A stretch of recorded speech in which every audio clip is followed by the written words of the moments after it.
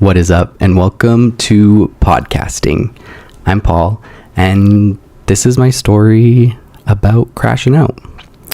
To be honest, I really didn't think I would start the show like this. I guess life just has a way of teaching me lessons the hard way, but I'm here now and currently on a stress leave with a mic, trying something new. And before we get too into it, I do want to give a quick heads up. This episode talks about mental health, anxiety, panic attacks, and ADHD. So if any of those subjects, as well as using humor to cope, will trigger you or just isn't your cup of tea, no worries. Take care of yourself, and I'll catch you on the next one. But with that being said, let's get right into it. So last week I had 2 full-on panic attacks. Not the I need a minute kind of ones, but real ones. And I couldn't breathe. I was not thinking clearly. I could not function and was just uncontrollably crying. And I mean, I've had them before, and just something about this time was different, but they didn't just come out of nowhere. I've been in a spot, I guess, where I'm just trying to pay my dues and keep it pushing, but looking back, I realize I've just been stuck in a loop for at least the last couple of years, making mistakes and knowing better, but not necessarily always being able to do better. And I just kept pushing through anyways, because that's what we're told to do. The mindset of being grateful and just putting up and shutting up about a good thing, and just don't complain, and you have a good life, and it's just a mindset that's been at top of mind for a lot of my life. And I've never wanted to sit and talk about my feelings or complain about things too much, because I always was worried that it would come off selfish or whatever. But from the outside looking in, I guess everything looked great. I have a partner I love and 2 adorable kittens and career I went to school for, but I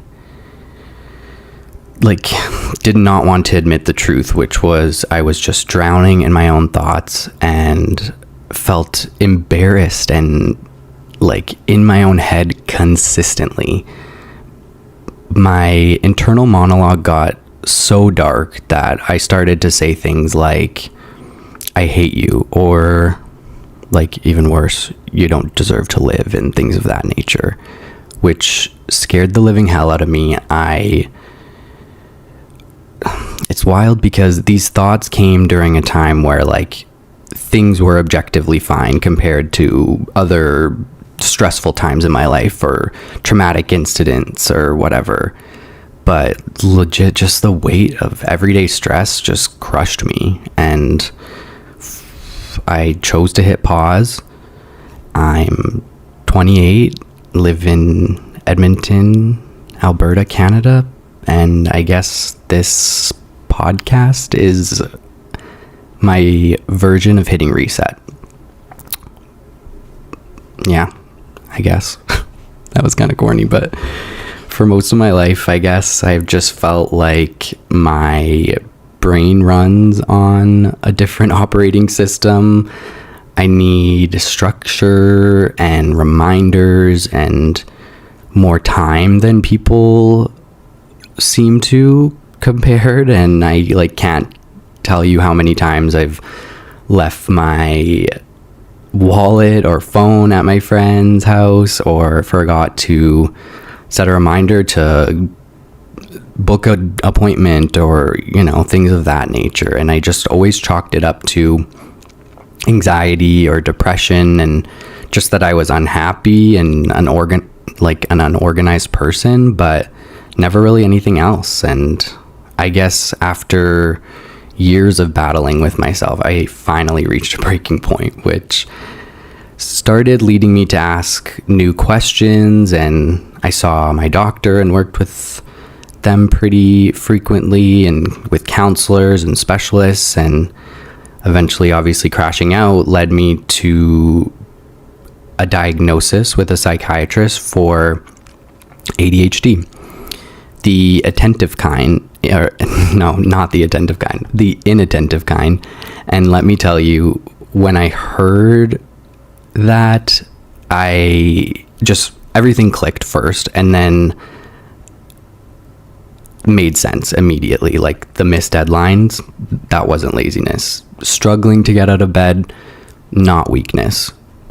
Overwhelm, forgetfulness, burnout, like it just clicked. And I realize now that my body had been trying to pull the emergency brake for what felt like years, just like working against myself, and I just wouldn't listen until it made me. But we don't really talk enough about what it's like to constantly compare yourself to others and feel like you're always behind and like something's wrong with you, or I don't know, like there's crazy high performers in life that I've come across and people we look up to that, you know, maybe they can get up and work out every day before work or finish like twice the amount of work as you. And I don't know, getting this ADHD diagnosis didn't break me, it explained me, and it's not going to define me. It's gonna be, well, like, no, it's not going to define me, and it won't be a part of my personality moving forward. Like, I'll probably make some jokes about it, let's be honest, but I'm looking at this more of like a missing puzzle piece. So if you're in a similar place or nothing seems to be working, and I guess I'm trying to say it might be worth asking, like, how does your mind actually work, and what do you need to be successful?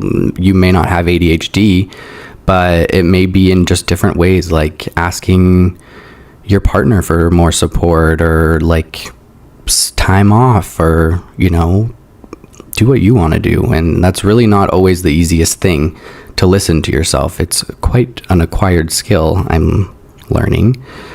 But some lore about me and background. I'm first generation Lebanese Canadian, and my mom and her family came to Canada, I believe, in the 70s, and then went back home when tension in the Middle East cooled off, which maybe might have been a year, and then they returned again to Canada because tensions rose again, but they had to through a sponsor in 1975. So with that being said, survival came first, and mental health, obviously being a newer phenomenon, was not on the radar, and I mean understandably so. But growing up, happiness was not just in my Lebanese household, but maybe just society is something I took from it. Was happiness was the goal, but it was earned through getting married, having kids, going through school, getting good grades, getting a good job. Like, there's a formula, and anything else may look like going against the grain or a failure. And I don't know if that, maybe I'm just overgeneralizing, but that's, at least in my realm, kind of what was going on. And what this situation has taught me is that failure is not the end, it's the beginning. And it's cliche, I get it, but when you hit the perceived bottom, it isn't always what your mind has made it out to be. And I don't know, I just view it now as a learning opportunity rather than a setback. Life isn't so pass or fail, it's trial and error. And like, your version of success doesn't have to look like anyone else's, but holy crap, I am the pot calling the kettle black with that one. But yeah, maybe if I say it enough times, I will remember it. But funny story, back in January, my partner was talking to me a bit about just some of the things I was stressing out about, and he posed the activity to set a reminder in my phone for May 1st that posed the question, are you still stressed? And funny enough, my panic attack, it was 2 to 3 panic attacks on consistent days. But April 30th was like the final panic attack that just propelled me on this journey. And I think Mental Health Week started right after that. So he's either psychic or the universe is just giggling at me. But I was just sitting there crying into a Tim Hortons smile cookie, realizing just how much of my life I've spent chasing others' approval or like letting imaginary opinions dictate my happiness. And I am not alone in that. So that's why I'm sharing this. And it took hearing other people's stories through podcasts or books online to like finally believe that maybe I needed to shake things up. And I just wanted to say, I am by no means a professional, so if you're looking for advice, check out Mel Robbins' podcast, because that's been immensely helping me. And her book, The Let Them Theory, actually has been super instrumental in my journey as of late.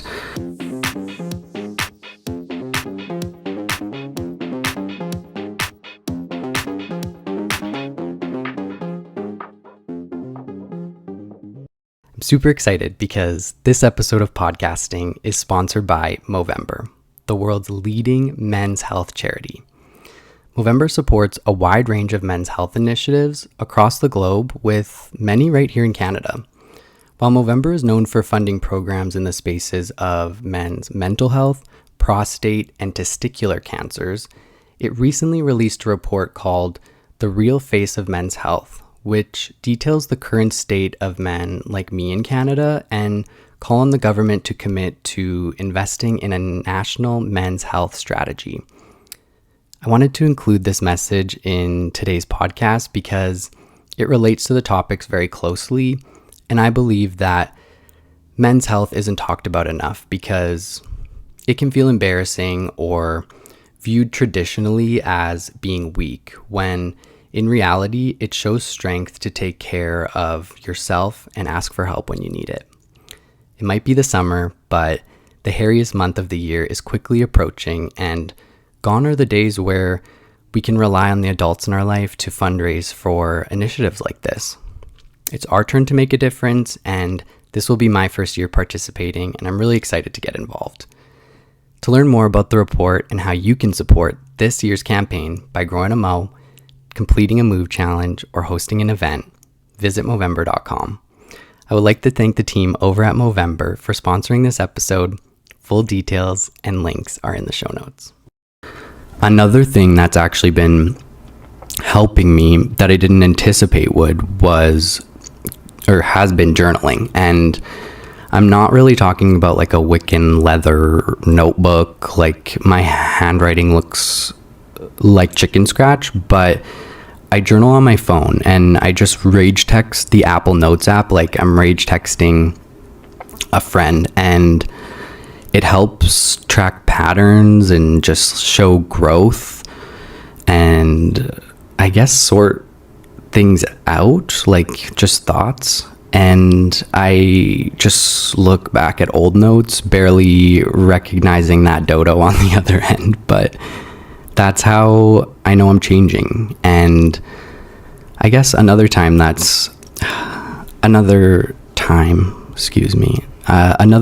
that has helped me to get out of this tough time is spending time with people who you love and make you feel comfortable. And again, calling the kettle black on this one. I love a cocoon weekend in, but I've realized it's not always healthy, and I've really been missing my friends a lot lately. because going it alone can feel so isolating, and low stakes hangouts, like just on a couch with someone you love, really make all the difference. So I would always been shocked at, like, when I do hang out with someone I love, I am telling them about my struggles. I say it out loud. I'm like, wow, that is so silly. Then you just laugh at it and move on. You have to be able to laugh at yourself in life. But the last tip from the Clinically Insane, much of our lives are focused around our phones, and obviously these things can take on a life of their own. I'm not going to sit here and tell you, take a social media break, stay off your phone, blah, blah, blah, turning off notifications, even though like those things do work. I am going to tell you a little bit of the opposite. I have been using an app called Finch, which is essentially like it's a Tamagotchi for your mental health, and it gamifies self-care, similar to Duolingo with language learning, but it'll set reminders or encourage small wins based on like what you're going through. I'll drop my friend code in the notes, and we can be little weird digital birds together. But I wanted to get into why podcasting, because why should you listen? I have wanted to do this for years, and anxiety, imposter syndrome, whatever you want to call it, life just kept getting in the way. And I mean, I'm here now. I hit record and nothing else. I'm proud of myself. This podcast is not going to be about mental health and crashing out. I love music, and I want to deep dive into artists' discographies, like the ones I'll be seeing this summer in concert, and talk about pop culture and gaming, and to people about what they love. I really couldn't bring myself to start talking about those things until I started taking care of myself. But if you've made it this far, thank you, for real. If you're feeling stuck or just, I don't know, like something is wrong with you, just know you're not failing. Nothing is wrong with you. You might just need a pause to reset, rebuild.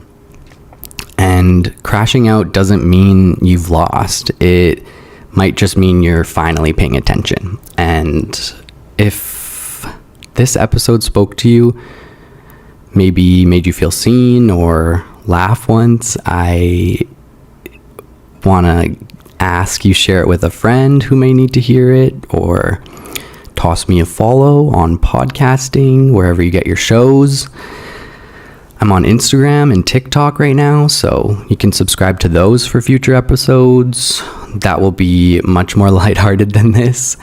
I also started a channel for my kittens, Benjamin and Mabel, on TikTok and Instagram. It's on the podcast shows account, so they're consistently, I'm just staring at a huge hole in my carpet. So they need to start making money. So if you need a little ASMR, go over there. You'll get the good parts of them. But thanks for listening and just making a space for a weirdo like me. And I'll see you on the next one. Bye.